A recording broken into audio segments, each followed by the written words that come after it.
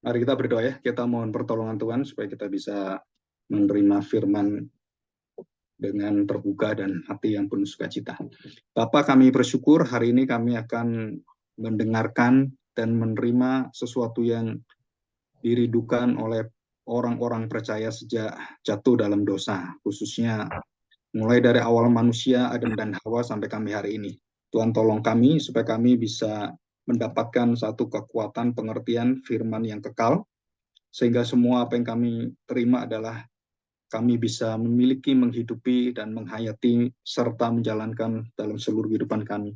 Bawalah hati kami supaya kami bisa melihat bahwa kuasa penderitaan dan seluruh daripada dosa manusia hanya bisa dikalahkan oleh belas kasihan, kemurahan, kerahmatan Tuhan. Dan di dalam Kristuslah kami menerima wujud sempurna rencana penebusan Tuhan, sehingga membawa kami, manusia yang dimurkai, yang memberontak, yang melawan Tuhan, menjadi manusia yang disukai oleh Tuhan, dicintai, dan manusia yang dikenan oleh Tuhan. Terima kasih Bapa. Kami mohon biarlah Roh Kudus menuntun kami, setiap pribadi kami, takluk kepada kebenaran-Mu dan hidup seturut bersandar pada firman-Mu. Di dalam nama Tuhan Yesus kami serahkan doa kami. Amin. Oke, hari ini kita akan belajar belas kasihan Kristus,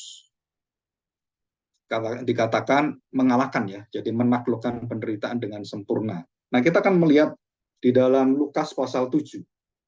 Lukas pasal 7 ayat yang pertama.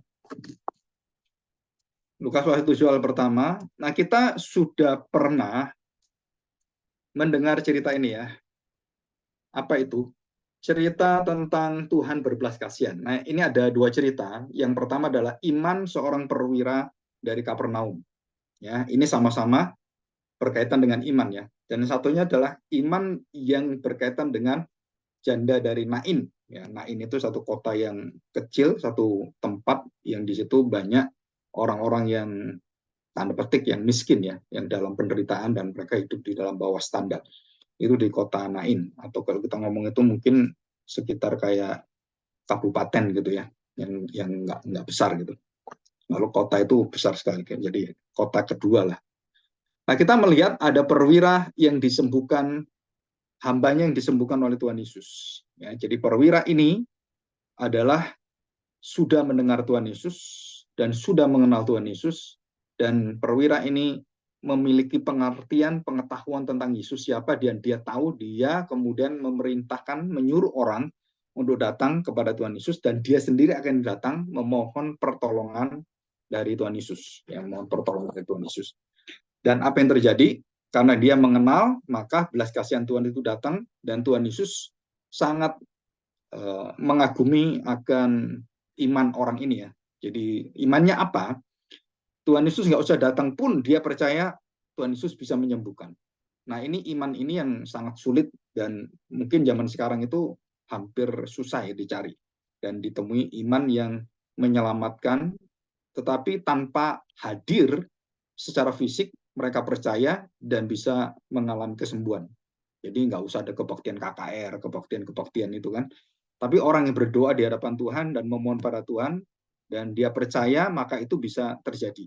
Dan bukan hanya didoakan oleh pendeta, nggak usah gitu. Kenapa? Karena itu berkaitan langsung dengan pengenalan kita akan Kristus. Nah, ini saya nggak bahas ya.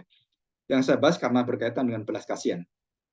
Nah, di situ Tuhan Yesus mengenal iman perwira ini karena perwira ini sangat tunduk, takluk, dan menyerahkan semuanya, percaya kepada Tuhan Yesus sepenuhnya. Ya, seperti dia juga punya anak buah di bawah. Nah, dia juga memerintahkan apa yang diperintahkan oleh dia, anak buahnya pasti ikut. Nah, dia juga sama. Apa yang kau perintahkan, kau katakan, katakan saja. Aku taat, aku ikut, dan akhirnya terjadi. Jadi hambanya itu yang dia cintai, yang dia kenal, itu akhirnya disembuhkan oleh Tuhan Yesus. Penyakitnya kita nggak tahu ya, penyakit apa kita nggak tahu. Dan kita lihat ayat 11. Nah, ini yang saya bacakan ya. Yesus membangkitkan anak muda di Nain. Nah, kita tidak menyoroti peristiwa kebangkitan anak itu, kemudian bagaimana anak itu disembuhkan. Kita nggak melihat cerita itu. Kita melihat tentang satu inti tentang belas kasihan, ya, rahamim, ya. Rahim itu rahmat ya. Rahim itu rahmat. Rahim itu artinya kandungan. sama, kita pakai rahmat rahim ya. Jadi sama. Kalau rahim itu tunggal. Kalau banyak rahamim dikasih h ya, rahim rahamim. Nah, itu ya, rahamim. Jadi bahasa Ibrani itu rahamim. Jadi kemurahan itu selalu bentuknya plural, selalu berbentuk berkelimpahan, bukan cuma satu dua, tetapi dia berkelimpahan terus-menerus dan berlimpah-limpah, meluber gitu ya istilahnya. Di sini kita lihat ya, Lukas 7 ayat yang ke-11. Yesus membangkitkan anak muda di Nain. Kemudian Yesus pergi ke suatu kota yang bernama Nain. Kota bernama Nain. Murid-muridnya pergi bersama-sama dengan dia dan juga orang banyak menyertainya berbondong-bondong. Karena Yesus sudah terkenal sekali. Dan dia sudah melakukan banyak mujizat dan orang melihat nggak ada orang seperti dia. Sepanjang sejarah manusia sampai akhir zaman nggak ada orang seperti dia. Dan 12 setelah ia dekat di pintu gerbang kota, ada orang mati diusung keluar. Tiba-tiba dia melihat, ini tanpa rencana ya. Jadi iman perwira tadi, dia sudah kenal Tuhan Yesus, ada perencanaan, dia mau datang, dan semua direncanakan. Semua dirancang, dan dia mau ketemu, dan dia perwira, dan dia bisa tahu kapan dia akan datang, dan dia mencari, dan dia tahu di tempatnya di mana Tuhan Yesus, dia lihat informannya, oh ini di sini, dan dia menyuruh ke sana, dia datang ke sana.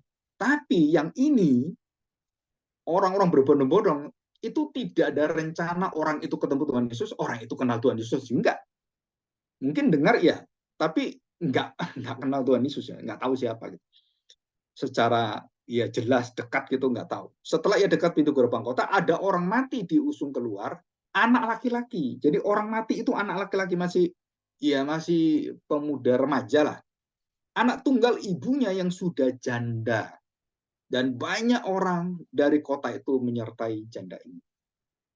Ya. Dan ketika Tuhan melihat janda itu, perhatikan saudara, bukan melihat mayatnya, bukan melihat yang mati, dia melihat ibunya janda itu. Jadi saudara perhatikan baik-baik bahwa belas kasihan Tuhan itu tidak pernah tersalurkan dan digerakkan oleh yang tidak bisa dibelas kasihan. Jadi ngerti maksudnya. Jadi orang mati, kemudian apapun yang sudah lewat terjadi, saudara itu nggak bisa kita belaskan. Perang gitu kan. Oh ini Hamas diserang gitu. Belum gitu kan. Wah, terus kita lihat orang mati. Aduh, kita belas kasihan. Bukan itu. Kita berbelas kasihan kepada yang hidup, bukan yang mati. Saudara harus jelas ini. Belas kasihan Allah itu ditujukan kepada yang hidup. Yang hidup itu artinya ya yang nggak mati kan. Kalau mati kan ya nggak bisa apa-apa dia. Dikasih apapun ya nggak ngerti gitu kan, karena sudah mati. Dikatakan tergeraklah hatinya oleh belas kasihan. Ya. Jadi ini belas kasihan ini disebut sebagai eleos. Ya, eleos nanti kita akan lihat, kita selidiki dalam perjanjian baru ya. Nah, dikatakan di sini tergerak oleh belas kasihan, lalu ia berkata kepadanya, jangan menangis. Loh, orang mati, orang sedih, orang sakit, orang sedang berkabung ya pasti nangis. Jangan nangis, gimana jangan nangis? Gimana menghentikan tangisan saya? Ya karena ada kematian. Tangisan saya berhenti kalau kematiannya itu berhenti. Bagaimana kematian itu berhenti? Kematian itu bisa nggak ada, ya harus diganti kehidupan. Jadi Tuhan Yesus mengatakan jangan menangis, itu ada dampaknya, ada kekuatannya. Apa kekuatannya? Perhatikan saudara, 14. Sambil menghampiri usungan itu, Tuhan Yesus melihat pada usungan anak muda yang mati itu, ia menyentuhnya dan sedang para pengusung berhenti. Ia menyentuhnya, pengusung berhenti kan. Ia berkata, hai anak muda, aku berkata kepadamu, bangkitlah. Saudara, kalau kita lihat ada orang mati, terus kemudian kita ngomong dengan orang mati gitu kan. Orang hidup ngomong dengan orang mati. Orang matinya ya nggak bisa akan mengerti orang hidup.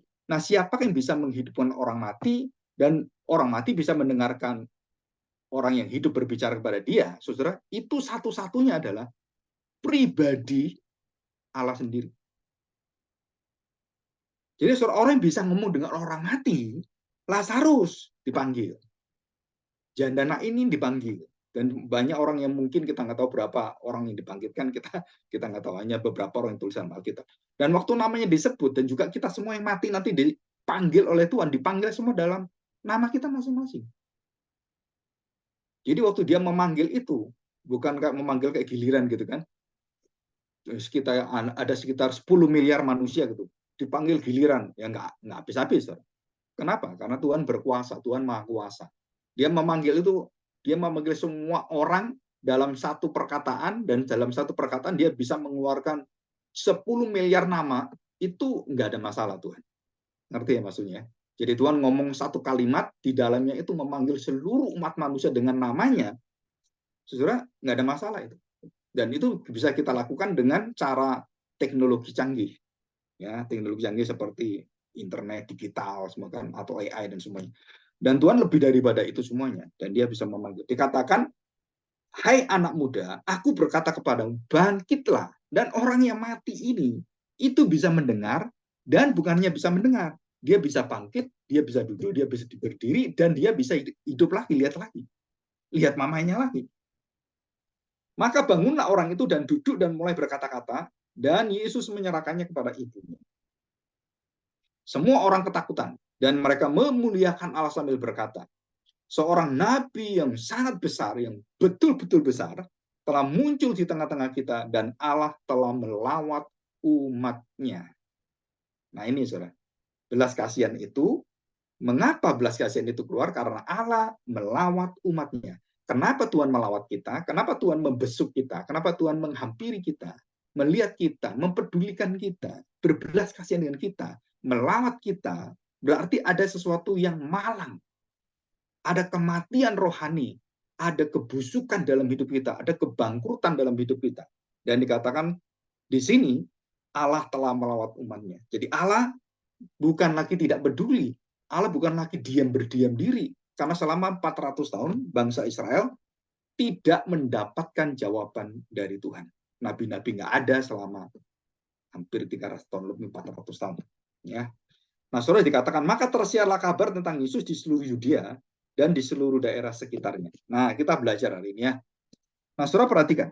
Tadi saya mengatakan bahwa belas kasihan itu bisa tergerak dan disalurkan adalah melalui janda yang miskin. Jadi yang menggerakkan hati Tuhan itu adalah kepedihan, kesedihan, penderitaan, dan hidup tanpa harapan dari janda ini. Jadi dia tergerak, aduh kasihan, ini janda sudah seperti ini, orang nggak punya, dan kondisinya seperti ini, dan anak satu-satunya mati, dan dia sendirian. Wah, nah di situ saudara kita melihat bahwa posisi janda ini dengan posisi semua orang Kristen dalam kondisi apapun, saudara, kita sama, tanpa belas kasihan Tuhan Yesus, tanpa kemurahan dia, kerahmatan, kerahiman, dan perhatian dia, saudara, kita semua adalah orang-orang yang putus asa, yang tidak tahu mau kemana di dunia ini. Kita semuanya adalah orang-orang yang tidak mengerti masa depan kita tuh terjadi apa, tidak mengerti. Dan berapa umur kita, bagaimana kita mati, nanti bagaimana kita mati menyedihkannya, bagaimana kondisi kita, dan banyak hal yang kita nggak kepikir semuanya. Nah, saudara, Tuhan Yesus mengatakan sama seperti kepada janda ini, dan dia menjamin dengan apa? Jangan menangis. Dan dia menghampiri anak itu, dan dia memerintahkan anak itu dan berbicara, dan dikatakan, anak muda, aku berkata kepadamu, bangkitlah. Ya, saudara, ini sama persis dengan kolam Bethesda yang selama hampir puluhan tahun, ya. Jadi kalau kita lihat sekitar lebih daripada 30 tahun, lebih 38 tahun. Jadi berada di situ, dan kemudian dia cuma menunggu-nunggu bagaimana rasanya, dan orang lumpuh itu akhirnya bangkitlah, dan lumpuh itu bangkit. Jangankan lumpuh ya, mati aja bangkit. Nah, saudara, dalam perjanjian lama, belas kasihan Allah, nah kita akan selidiki ya, dalam perjanjian lama dan perjanjian baru. Kita masuk perjanjian lama. Di dalam perjanjian lama ada tiga kata dalam perjanjian lama. Yang pertama adalah hemet, ya, hemet. Dan yang kedua adalah rahimim atau rahim. Yang ketiga adalah henan atau hen, ya, hen. Jadi henan gitu. Nah, saudara, yang pertama emet itu berkaitan dengan eleos, ya, eleos di dalam perjanjian baru dikatakan di situ ada eleos, ya. Kita lihat ini eleos. Nah, saudara, di sini, ya, eleos dalam perjanjiannya. Jadi ini mirip dengan perjanjian baru, ya, perjanjian lama pemakaiannya sama. Ada beberapa kata yang mungkin berkaitan, yang cocok gitu kan. Nah, saudara, emet itu Yunaninya eleos. Jadi artinya adalah sesuatu yang berkaitan dengan orang-orang yang terikat dengan kemanusiaan, oh ini sesama manusia, binatang aja mati dengan sekarat aja kita kasihan gitu kan, ada kucing atau anjing yang kemudian ditabrak gitu kan, kita ingin menolong, itu eleos ya. Jadi memiliki perhatian, memperdulikan. Allah peduli. Nah, Allah berbelas kasihan. Allah mengenal kita, mengerti kita, dan juga mengasihani kita. Nah, di dalam perjanjian lama, khususnya dalam Ulangan pasal 431, Nehemia dan juga Yeremia. Dalam perjanjian baru ada Efesus pasal 24, Roma 11 ayat 30-32, Titus pasal 35. Nah, surah ini kita nggak baca, nanti surah bisa pelajari. Nah, surah itu semua diambil dari perjanjian lama. Jadi, Emet, dan kemudian Rahim atau Rahamim, terus kemudian Hen atau Hena. Nah, surah. Nah, di dalam perjanjian baru, Eleos, kemudian Oiktiro, dan yang ketiga adalah Splangna, ya gitu kan, ngomong Splangna gitu kan. Nah, yang paling umum digunakan orang yang tergerak hatinya itu Splangna. Nah, kalau Iktiro itu berkaitan dengan kesehatan manusia, tubuh manusia, dan aduh kasihan anak ini kurang makan, nah itu ada ikatan seperti itu. Jadi itu mirip dengan bahasa perjanjian. Nah, kalau Eleos itu sesuatu yang lebih berkaitan dengan umum secara kemanusiaan. Nah, saya tidak bahas satu persatu. Nah, saudara, kita melihat apa yang terjadi dengan perjanjian lama. Kita lihat ya, Kejadian pasal 20 ayat yang ke-13. Ketika Allah menyuruh aku mengembara keluar dari rumah ayahku, ini dikatakan Abraham dan Abimelek ya, dikatakan di sini. Jadi ayat yang ke-13. Dan dikatakan, berkatalah aku kepada istriku, tunjukkanlah kasihmu kepadaku, yakni katakanlah tentang aku di tiap-tiap tempat di mana kita tiba. Ia saudaraku. Ya, pasal 20 ayat 13 dikatakan. Tunjukkanlah kasihmu kepadaku. Nah, itu artinya tunjukkanlah belas kasihanmu. Jadi di sini Abraham meminta belas kasihan kepada istrinya supaya dia tidak dibunuh, dia tidak mendapatkan kemalangan, dia tidak mendapatkan penderitaan, mendapatkan kesulitan, karena dia akan bertemu dengan Raja Ahimelek atau Raja Fir'aun yang pernah ketemu, dan diminta istrinya mengatakan bahwa kamu jangan ngomong saya suamimu, ngomonglah saudaramu, karena kita memang bersaudara kan, walaupun bukan saudara dalam kandungan, saudara di dalam satu asal keturunan laki-laki gitu kan, nah itu beda. Nah, saudara memang bersaudara ya, ada bersaudara. Jadi istilahnya masih kerabat gitu kan. Dan Abraham meminta belas kasihan. Kenapa minta belas kasihan? Karena ada ancaman, karena ada sesuatu yang terjadi kalau dia ngomong suaminya, ini posisi dia bahaya. Kalau nanti raja itu senang dengan istri saya pasti dibunuh, saya dibuang. Dan posisinya dia nggak bisa apa-apa gitu ya. Nah, saudara, ini yang pertama. Dan kemudian dalam Nehemia kita lihat ya, dalam Nehemia pasal 9 Nehemia pasal yang ke-9 ayat yang ke-17. Nah, demikian. Mereka menolak untuk patuh dan tidak mengingat perbuatan-perbuatan yang ajaib yang telah kubuat di antara mereka. Mereka bersih tegang leher, malah berkeras kepala untuk kembali ke perbudakan di Mesir. Tetapi engkaulah Allah yang sudi mengampuni. Dikatakan yang pengasih dan penyayang, yang panjang sabar dan berlimpah kasih setianya. Engkau tidak meninggalkan mereka. Nah, dikatakan pengasih dan penyayang, belas kasihan. Dan dikatakan panjang sabar dan berlimpah kasih setianya. Jadi kasih setia itu sesuatu yang lebih besar daripada cuman kita terima belas kasihan. Kasih setia itu inti daripada Tuhan, kasih itu ya. Jadi agape itu, dan itu dikatakan dalam perjanjian itu hemet. Hemet itu berkaitan dengan hesed ya. Hesed dan hemet. Nah, kesetiaan dan kasih setia itu selalu ada di dalam diri kita. Kalau orang mengasihi itu harus di dalam kesetiaan. Jadi tidak bisa kita mengasihi tidak setia. Orang yang setia itu pasti memiliki dasar kasih. Nah, itu kalau nggak ada, nggak bisa. Jadi kasih setia. Seperti Yosua dengan Kaleb. Ya, Yosua itu keselamatan, kasih Allah, dan Kaleb itu kesetiaan. Nah, itu lambangnya seperti itu ya.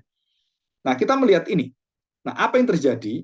Jadi di dalam perjanjian lama, sesuatu yang berkaitan dengan belas kasihan itu berkaitan dengan, kalau kita lihat tadi, ada sesuatu yang akan terjadi, murka Allah dikatakan, atau keras kepala. Di situ ada hati yang memberontak. Dan barulah dikasih oleh Tuhan bahwa Allah berbelas kasihan. Nah, kita selidiki ini. dalam perjanjian baru, ekspresi bentuk daripada belas kasihan itu adalah terwujud dari motifnya. Jadi yang menggerakkan belas kasihan itu adalah kasih Allah. Allah adalah kasih. Nah, di dalam kasih Allah, dan waktu Allah menggerakkan semua kasih itu terwujud, terlihat, terekspresi, itu adalah kemurahan, belas kasihan, kerahiman, atau kerahamim, ya, rahamim, atau disebut juga henan. Jadi itu sesuatu yang berasal dari diri Allah, yang dari motif Allah adalah kasih. Maka kasihnya waktu diterima oleh kita dan dinyatakan oleh Allah, itu bentuknya adalah belas kasihan, kemurahan, kesetiaan Allah dan semuanya. Dan itu semua berasal dari, intinya berasal dari Allah adalah kasih. Ya, ini pernah kita bahas beberapa bulan yang lalu. Nah, kita melihat sekarang, kenapa banyak orang yang tidak mendapatkan belas kasihan. Nah, kita lihat di dalam kitab Roma. Ya, pasal 1, Roma pasal 1 ayat 18. Dikatakan apa?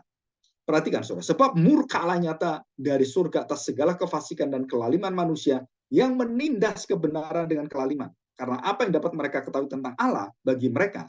Sebab Allah telah menyatakan pada mereka ada kekuatannya, keilahiannya, dan dapat nampak dalam pikiran karyanya sejak dunia diciptakan, bahkan mereka tidak dapat berdalih. Jadi apa yang membuat mereka tidak mendapatkan belas kasihan Allah adalah karena mereka berkeras hati, berkeras kepala, dan memberontak dan tidak pernah mau berbalik pada Tuhan. Jadi ini tegar tengkuk. Nah, saudara di situ. Jadi saudara perhatikan, waktu Allah memberikan belas kasihan, Allah memberikan waktu.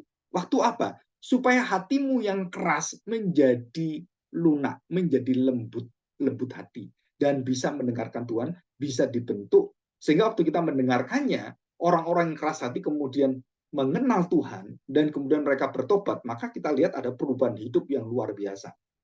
Ya, orang-orang kalau sudah bertobat itu perubahannya yang luar biasa, dan dari awal kita melihat apa yang terjadi, perubahan-perubahan itu begitu besar, begitu luar biasa, dan mereka kemudian yang biasanya keras dan biasanya macam-macam, yang suka berjudi, berzina, mencuri, merampok semuanya, akhirnya dia menjadi orang-orang yang mengasihi orang, bukan melukai orang, tetapi yang menyembuhkan orang. Bukan yang meruntuhkan, tapi yang membangun. Bukan yang menghina, tetapi yang memuliakan. Jadi bukan yang merendahkan, tetapi orang yang menghibur kita. Orang yang tidak suka menghina orang, tapi dia juga menghormati orang. Nah, itu kemudian ada perubahan dalam sikapnya. Nah, itu jelas sekali.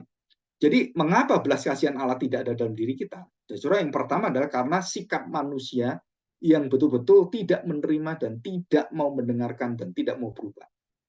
Jadi lawan kata dari belas kasihan Allah di dalam keadilannya adalah apa? Saudara-saudara tidak mendapatkan belas kasihan. Jadi aku mengasihi Yakub, aku membenci Esau. Nah, kata membenci adalah tidak mengasihi lebih daripada yang dia kasih. Jadi aku mengasihi Yakub, dari Tuhan mengasihi Yakub, maka dia tidak mengasihi Esau. Nah, itu artinya membenci Esau. Jadi mengerti, saudara. Jadi bukan benci itu, oh saya benci, perasaan kita sebagai orang yang benci pada orang dengan negatif. Enggak. Allah membenci itu tidak mengasihi. Jadi dia sudah mengasihi Esau, dia tidak mengasihi kepada, dia mengasihi Yakub, tidak mengasihi pada Esau. Dia membenci Esau. Nah, kenapa dia membenci Esau? Dia menunjukkan pada Esau dan berbeda dengan Yakub. Kenapa? Yakub dalam hidupnya, dalam perjalanan hidupnya berpuluh-puluh tahun, Yakub dalam kesulitan yang luar biasa. Tapi Esau di dalam kerahiman, di dalam hemetnya Tuhan, di dalam anugerah Tuhan yang begitu berlimpah, tetapi dia tidak menghormatinya. Dia mendapatkan hak sulung, hak waris, dia mendapatkan apa itu perbuatan-perbuatan yang dari Allah, yang penuh dengan kerahiman, penuh dengan kasih karunia, tetapi dia sendiri tidak menghormati dan dia menyepelekan. Jadi saudara, kalau kita melihat orang yang dibenci Allah adalah orang-orang yang dikasih Allah dengan luar biasa sebenarnya. Dengan luar biasa. Jadi mendapatkan semua fasilitas, mendapatkan semua keistimewaan, terus kemudian dan juga hal-hal yang dibutuhkan semua ada semuanya dan tidak pernah kekurangan. Itu berada di situ. Nah, posisi itu sama dengan anak yang sulung, dengan anak bungsu. Anak sulung di dalam seluruh bersama dengan bapaknya, nggak kekurangan apapun. Ya, tetapi dia menunjukkan tidak berbelas kasihan. Bapaknya berbelas kasihan, tapi kakaknya nggak berbelas kasihan, malah menuduh dan menghina adiknya, mengata-ngatai adiknya, dan mendakwa adiknya. Nah, kalau bapaknya enggak. Nah, itu hati belas kasihan. Jadi dia menunggu terus, pertobatan itu ditunggu. Nah, saudara, waktu Tuhan mau murka, karena kita keras kepala, Tuhan itu menyatakan kemurahannya, kesabarannya, dan dia memberikan kita waktu yang panjang sekali supaya kita kembali kepada Tuhan, supaya kita bertobat dan kita tidak jatuh di dalam dosa yang menghancurkan seluruh hidup kita dan kita akhirnya dibinasakan Tuhan. Di sini. Ya, jadi belas kasihan Allah itu berasal dari kasih Allah, karena Allah adalah kasih. Nah, waktu belas kasihan Allah diberikan pada manusia, dia tidak memilih siapakah manusia di belas kasihan. Dia memberikan belas kasihan secara umum kepada semua orang. Penjahat-penjahat di belas kasihan Tuhan. Diberi istri, diberi anak, diberi pekerjaan, diberi juga kekayaan, kesejahteraan, kesehatan, diberi semua oleh Tuhan. Dan kita harus sama. Dan ada orang yang sakit, ya sama dengan Tuhan katakan hujan dan panas diberikan kepada orang-orang yang baik dan orang benar dan orang baik. Itu kemurahan Allah. Itu begitu besar belas kasihan Allah kepada kita. Nah, saudara, nanti kita akan melihat belas kasihan Allah di dalam kasih-Nya yang secara khusus menyelamatkan. Nah, itu berbeda. Berbeda. Kenapa berbeda? Karena kita akan dibuka oleh Tuhan.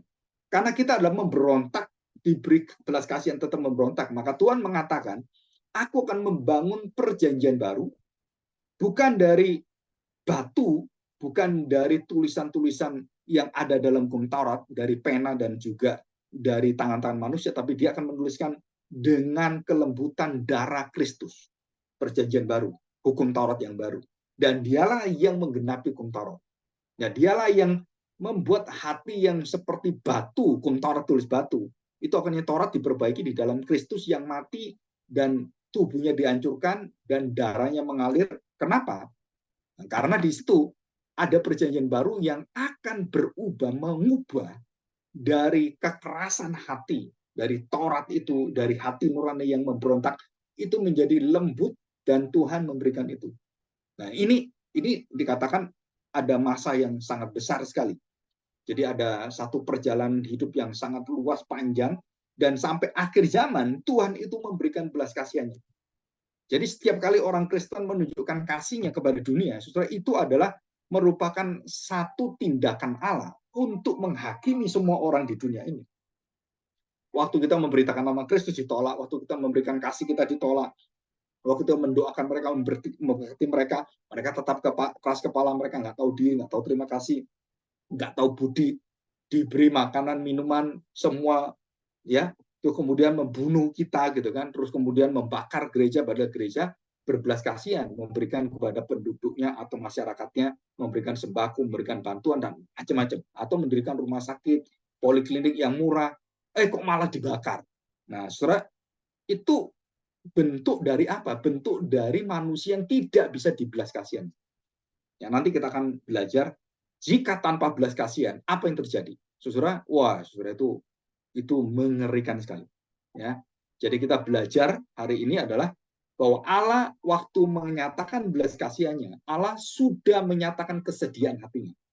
Nah, di dalam kasih itulah Allah membuka, mengekspresikan betapa besar kemurahan Allah. Bahkan hidup kita yang memberontak, hidup kita yang begitu membatu, tegar, tengkuk, keras kepala, saudara, pokoknya nggak bisa, saudara, Tuhan kemudian mengubahkan hati kita. Dengan apa? Dengan belas kasihannya. Bentuk belas kasihan Allah itu apa? Saudara, Allah berbelas kasihan dengan apa? Memberikan anaknya menderita dan menanggung dosa kita. Dosa kita apa? Keras kepala kita, kurang ajar kita, tegar tubuh kita nyembah berhala, kita nggak pernah bertobat, nggak pernah lembut hati kita. Nah, saudara, itu semua ditanggung oleh Kristus. Jadi belas kasihan Allah diekspresikan di dalam apa? Di dalam bagaimana Kristus menderita dan bagaimana dia mengerti penderitaan, dan bukan hanya dia mengerti penderitaan, dia pun ikut menderita dan dia mati di dalam penderitaan. Itulah wujud betapa besar kasih Allah. Itulah wujud yang paling agung dari belas kasihan Allah. Apa? Yesus mati bagi kita.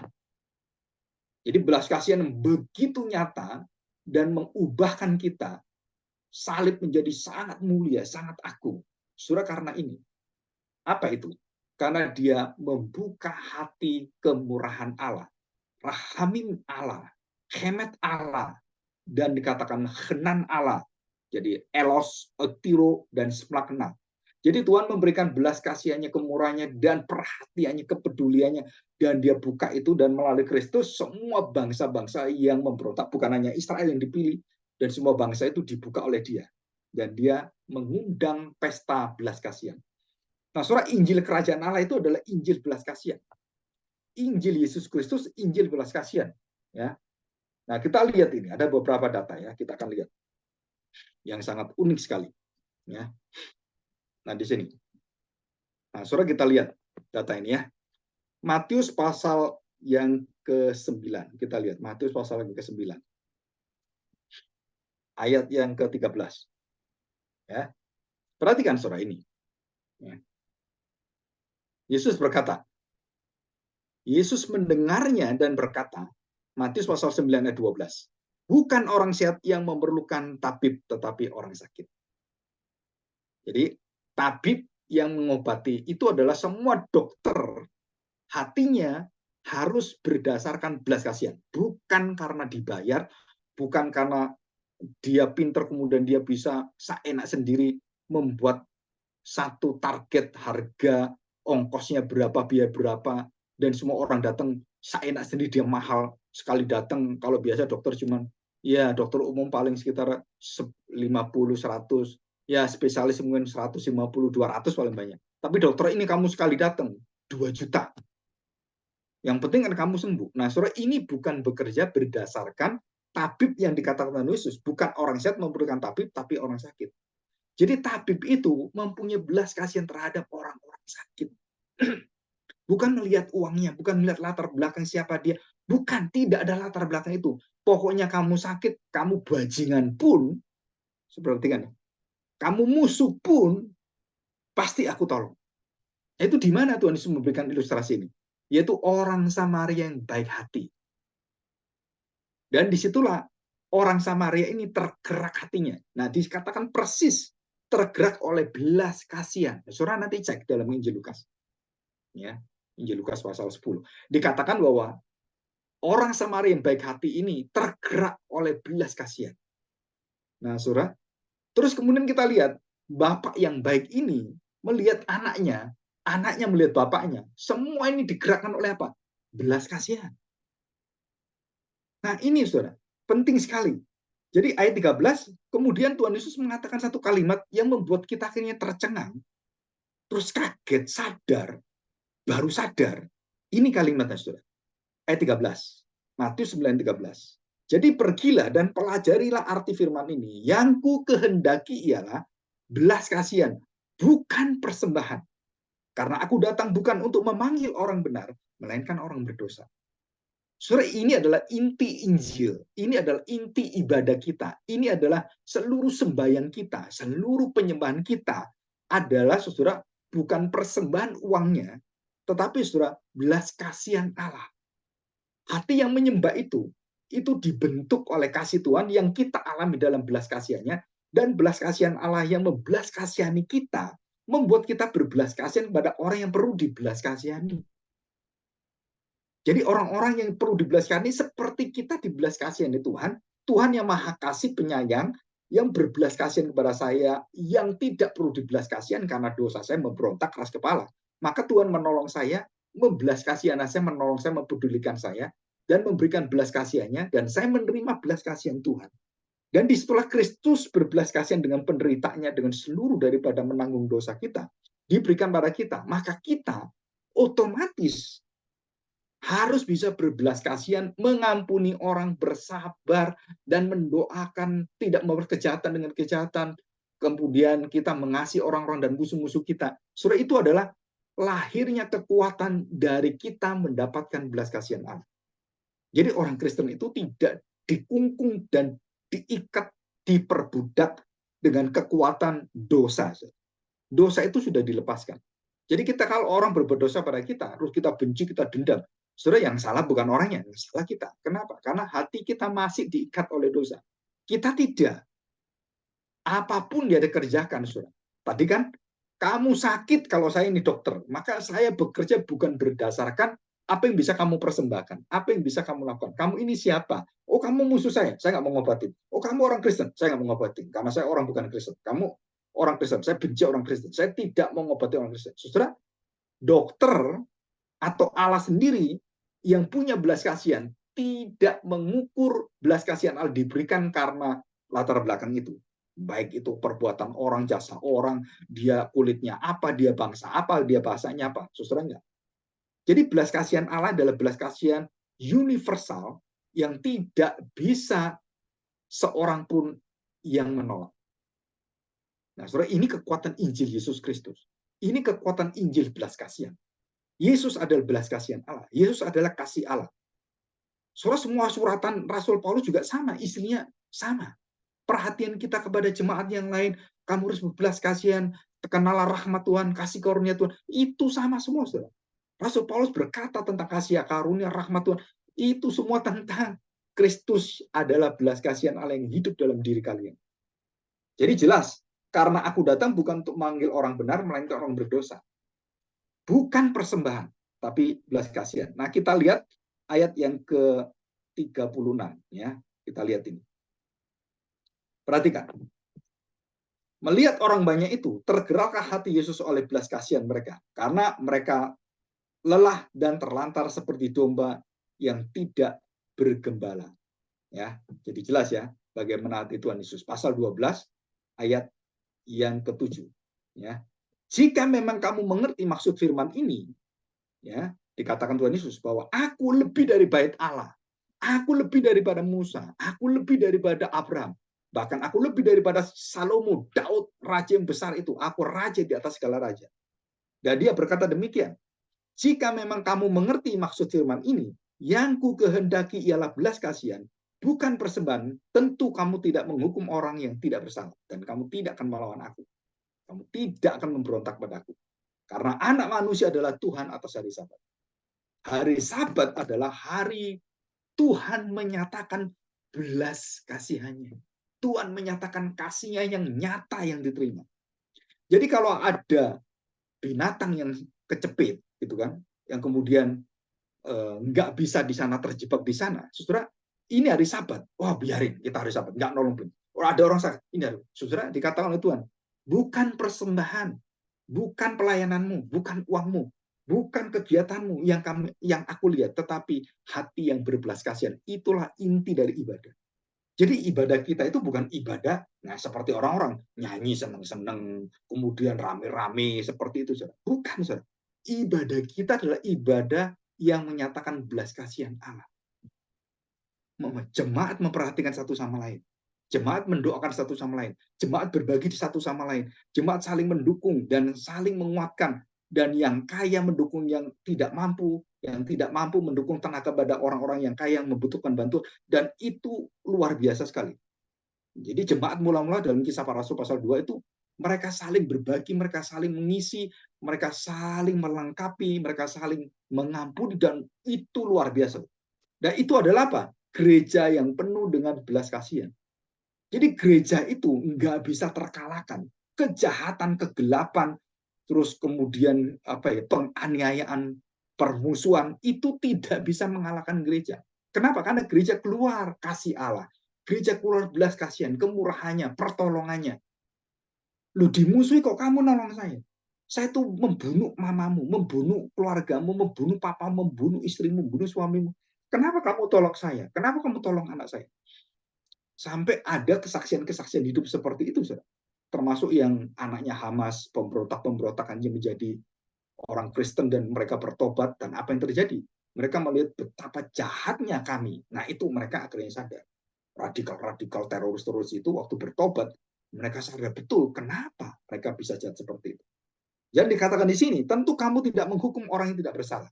Nah, saudara, berbelas kasihan itu tidak menghukum orang yang tidak bersalah, dan saudara perhatikan, orang yang berdosa pun diberi kesempatan untuk berubah baik, mengubah hidupnya. Nah, itu belas kasihan.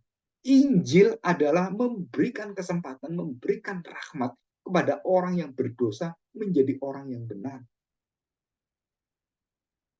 Sebenarnya ini sesuatu yang kalau saya ngomong sesuatu yang sangat indah sebenarnya. Ya, jika kita melihat ini. Nah, kita lihat ayat 14. Ya, dikatakan di situ apa yang terjadi. Saudara, dikatakan seekor domba, dikatakan Tuhan Yesus ayat 11 ya. Tetapi Yesus berkata kepada mereka, jika seorang dari antara kamu mempunyai seekor domba dan domba itu terjatuh ke dalam lubang pada hari Sabat, tidakkah ia akan menangkapnya dan mengeluarkannya? Bukankah manusia jauh lebih berharga daripada domba kambing? Karena itu boleh berbuat baik pada hari Sabat. Kenapa kamu mau berbuat jahat? Apa berbuat jahat? Apa yang tidak berbelas kasihan? Kamu tidak menolong orang pada hari Sabat, pada waktu orang perlu ditolong, engkau dengan menolong. Dan itulah yang dikatakan Tuhan Yesus. Kamu lebih jahat daripada orang jahat. Kamu lebih buta daripada orang buta. Jadi siapa itu? Orang-orang Farisi. Jadi suruh membiarkan orang-orang yang tergeletak di pinggir jalan. Oh, karena kamu ibadah, biarin aja. Loh, kalau mati gimana? Ya urusannya. Kita ibadah. Kalau selesai, ya baru tolong itu. Saudara, Tuhan Yesus mengatakan bahwa hati orang-orang Farisi, imam-imam itu, dan juga ahli Taurat, saudara, itu busuknya luar biasa. Kenapa? Mereka tidak memiliki belas kasihan, tapi mereka menerima persembahan.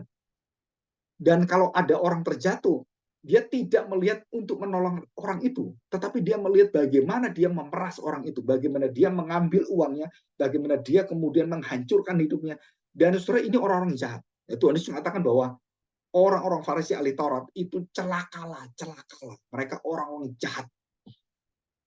Jadi beragama, memakai jubah, memakai jilbab seperti memakai apa itu yang orang-orang Farisi itu kan memakai seluruh ornamen kan. Saudara, hatinya busuk seperti kuburan, baunya bangkai. Nah, itu dikatakan Tuhan Yesus. Dan ini kata-kata ini begitu keras, begitu menusuk sampai mereka tuh bencinya dengan Tuhan Yesus luar biasa. Jadi kenapa mereka seperti ini? Saudara, hati mereka tidak punya belas kasihan. Ibadah tanpa belas kasihan. Saudara, sebaik apapun kamu memuji Tuhan, sebaik apapun suaramu, sebesar apapun persembahanmu, saudara, Tuhan mengatakan, aku tidak kenal kamu. Kenapa? Karena kamu tidak berbelas kasihan. Saudara, cek ini ya, cek. Perhatikan, saudara cek. Imam Eli dan juga Elisa dengan janda yang ada, janda Sarfat dan janda yang di Sidon itu ya. Nah, saudara perhatikan, bagaimana mereka mengetes orang-orang yang ditolong, baik yang dibagi roti, bagi minyak, semua itu kan cuma ada tepung sedikit. Saudara, mereka diminta oleh Elia untuk berbagi berbelas kasihan dengan siapa? Dengan dia. Ada hati belas kasihan kan? Orang miskin dengan orang kaya, beda belas kasihan. Saudara, saya cerita pengalaman. Ya, saya cerita pengalaman. Ada seseorang yang bersama dengan saya, orang itu mengalami, wah kasihan, pekerjaannya hancur lebur, tuh ditipu orang dan kasihan gitu ya, dan dia akhirnya harus punya utang banyak dan dia nggak bisa bayar. Apa yang terjadi? Dia ke orang gereja, dia ceritakan semua apa yang terjadi dengan dirinya, kenapa dia seperti itu, dan dia tahu bahwa orang ini orang kaya sekali. Nah, dia mungkin hutangnya nggak sampai miliaran gitu kan, tapi dia kan pekerja biasa gitu. Nah, dia sudah baik dengan orang ini. Dan ini orang-orang yang termasuk di dalam kepemimpinan gereja atau majelis. Saudara perhatikan, orang-orang yang ini sesama pengurus sesama majelis. Majelis satunya jatuh. Dan dia datang pada majelis. Yang majelis lain itu punya uang, punya segalanya. Saudara, waktu mereka sharingkan, banyak alasan. Dengan alasan apa? Aduh, kerjaan saya lagi nggak ada kerjaan. Dan bermacam-macam. Padahal dia punya uang puluhan miliar. Dan dia bisa menolong hanya segitu. Paling berapa? 200 juta, 300, atau 1 M pun dia punya. Tetapi saudara, kalau hatinya tidak berbelas kasihan, sekaya apapun, saudara, dia nggak akan menolong. Nggak bisa menolong. Nggak mau menolong. Kenapa? Karena dia adalah orang-orang yang tidak memiliki belas kasihan. Walaupun dia tahu, ini harusnya saya tolong. Ini orang Kristen. Oh, ini seorang majelis. Oh, ini seorang hamba Tuhan. Saya harus tolong. Tetapi dia nggak mau tolong. Karena walaupun dia punya uang banyak, dia tutup. Saudara, orang-orang seperti ini yang tidak berbelas kasihan, itu adalah orang-orang yang akan mendapatkan kekerasan dan Tuhan mengatakan, aku benci Esau. Itu akan keluar di sini. Dan orang-orang seperti ini hidupnya biasanya itu saudara, itu waktu dia tidak menolong orang seperti ini, orang-orang ini seluruh hidupnya akan dihentikan Tuhan, dibuntu oleh Tuhan. Sampai dia akhirnya minta belas kasihan pada orang lain atau pada Tuhan. Baru dia dibukakan. Nah, kenapa orang-orang mengalami belas kasihan dan mendapatkan belas kasihan? Itu gampang nolong. Saya beri contoh. Ada seorang konglomerat gitu ya, yang sangat ini. Yang namanya, waktu itu saya masih lihat di koran, Mokhtar Yadi. Nah, saudara, Mokhtar Yadi itu di jalan dia naik mobil mewah. Kalau nggak salah Mercy, apa gitu. Dan kemudian ada seorang bapak yang tukang bakso, ya tukang bakso, dan karena dia tidak melihat lampu merah, lampu hijau, saudara, dia nyelonong gitu, nyelonong. Dan nyelonong itu karena dia hijau, ya dia jalan kan, nyelonong dan tabrak mobilnya dia, blak seperti itu. Nah, saudara perhatikan, bagaimana sikap dari Pak Mokhtar Yadi waktu itu ya, dia sudah menerima Kristus. Apa yang terjadi? Dia mengatakan pada orang itu, dan apa yang dia katakan? Kamu kurang ajar ya. Kamu ini orang nggak tahu diri. Ini kan lampunya merah. Kenapa kamu tabrak? Kamu ganti. Nah, saudara, padahal orang ini ya tukang bakso mau ganti apa? Catnya aja diganti. Kalau Mercy bisa 5 juta gitu kan. Nah, orang ini sehari-hari aja dapatnya cuma 100, 150 paling banyak. Nah, kalau membayar itu, dia nggak bisa gitu. Nah, waktu dia mengerti orang yang miskin, dia berbelas kasihan pada orang ini, saudara, Pak Mokhtar Yadi itu diceritakan oleh supirnya nih ya, ceritakan supirnya. Dan apa yang terjadi? Supirnya sudah berhenti dan dia kemudian keluar. Saudara tahu? Terus dia berkata pada orang tukang bakso nabrak itu, aduh Pak, maaf Pak ya, aduh Pak ini semua, aduh. Dan dia punya bakso juga udah hancur gitu kan, udah kemana-mana gitu. Tapi dia minta maaf dia dan dia tahu diri dia salah. Surah apa yang dikatakan oleh Pak Mokhtar waktu itu? Ini ditulis dalam koran waktu itu, lama sekali puluhan tahun.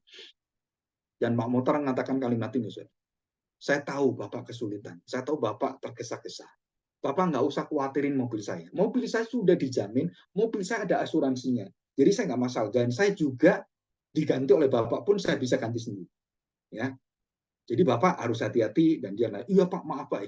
Oke, ya Bapak lain kali berapa ini gerobaknya? Ditanya gitu kan sudah peyok semuanya kan.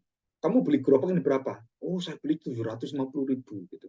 Terus ini dagangan berapa? Oh, hari ini saya bahkan sekian modal sekian. Saudara dikasih uang kalau nggak salah 5 juta. Dikasih uang juta. Nah, ini udah kamu ganti, kamu masak lagi pulang kamu ya. Terus beritahu istrimu bahwa Tuhan mengasihi kamu. Saudara, orang itu melongo ya. Orang nggak kenal, ini siapa dia, dan orang itu ingat terus, ini siapa ini. Sampai akhirnya orang itu bersaksi sendiri, dan waktu orang tanya, betul nggak kamu? Dan dia bersaksi, betul. Nah, saudara, kita lihat ini ya. Kalau orang pernah mengalami, ditanya, kenapa Pak Muhtar mau menolong orang sini? Dia mengatakan, saya bukan orang konglomerat sebenarnya. Saya dulu orang yang miskin sekali. Kami terlunta-lunta waktu kami kecil. Aduh, hidup kami susah sekali. Nah, saudara, karena orang pernah mengalami apa itu menjadi penderitaan yang disebut orang dibelas kasihani, bagaimana dia itu minta pertolongan orang dan bagaimana susahnya cari pertolongan, dan waktu dia melihat orang dalam kondisi seperti itu, saudara, hatinya tergerak oleh belas kasihan. Betul kan? Nah, saudara, saya lihat sini. Tidak melihat berapa sih persembahan, berapa sih kamu sebenarnya, siapa sih kamu sebenarnya. Saudara, semua yang kita lakukan tanpa belas kasihan Tuhan. Tanpa kita mengenal Tuhan yang penuh dengan belas kasihan, dan kami adalah orang yang tidak memiliki belas kasihan. Kami ini orang-orang egois, kami ini orang-orang tidak mengenal orang lain. Kami maunya kami yang dikasih, maunya kami yang diperhatikan. Kami semua berpusat pada diri kami. Dan mulai hari itu, Tuhan Yesus mengatakan satu kalimat, Tuhan tidak meminta persembahan. Tuhan meminta belas kasihan. Dan itulah inti daripada hidup orang Kristen. Inti Injil Kerajaan Allah. Inti Injil belas kasihan Allah. Nah, saudara, kita bersyukur kenapa? Karena contoh-contoh dalam Alkitab tentang belas kasihan begitu limpah. Kita lihat hati Yakub, kita lihat hati Yusuf, hati yang penuh dengan belas kasihan. Ditipu, dihina, dikhianati, dia tetap orangnya baik. Wah, itu saya juga mau belajar seperti itu. di dalam segala kekurangan, ingat orang lain, ingat pelayanan. Saudara mau tidak mau, saudara mendulukan mereka. Walaupun saya bukan orang kecukupan dalam kondisi seperti ini, tapi hati belas kasihan, saudara nggak bisa dihentikan. Jadi orang berbelas kasihan bukan karena dia kaya atau dia orang mampu atau dia punya kekuatan tenang. Bukan, saudara. Itu adalah hati yang murni dari Allah.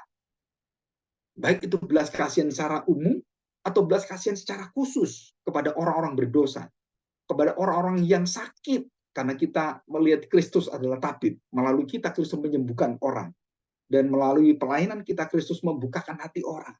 Setelah itu kita dipakai dengan luar biasa sekali. Dengan apa? Dengan belas kasihan. Ya, nanti kita akan pelajari. Raja, nabi, imam, gembala itu harus memiliki hati belas kasihan. Nanti saudara cek, syarat gembala itu apa? Syarat daripada imam itu apa? Syarat daripada raja itu apa? Syarat daripada nabi itu apa? Semua sama. Injil kerajaan belas kasihan. Saudara masih ingat? Ini hari Sabtu, nanti kita akan belajar. Saudara, Salomo waktu menghakimi dua ibu untuk memisahkan ibu yang benar dan ibu yang tidak benar, ibu yang egois dan ibu yang kurang ajar, yang betul-betul ibu yang mau berkorban, itu beda. Saudara. Bagaimana caranya? Salomo menguji hati belas kasihan kedua ibu ini. Dan ibu yang satu tidak punya belas kasihan. Biarkan anak mati, kami nggak dapat apa-apa, nggak apa-apa gitu. Nah, saudara, Salomo langsung tahu, ini bukan ibu, ini palsu. Bunuh dia, penggal dia. Langsung. Saudara. Nah, saudara, nanti di akhir zaman, saudara, kita akan diuji hati belas kasihan kita. Di mana aku waktu aku lapar? Di mana waktu aku haus? Di mana waktu aku di penjara? Saudara, orang Kristen dengan hati belas kasihan, tidak bisa orang Kristen hanya mementingkan dirinya, pekerjaannya, keluarganya, semua untuk dirinya. No, saudara. Kita harus membuka hati Kristus untuk orang lain. Ya, oke, mari kita bersyukur, kita berdoa di hadapan Tuhan.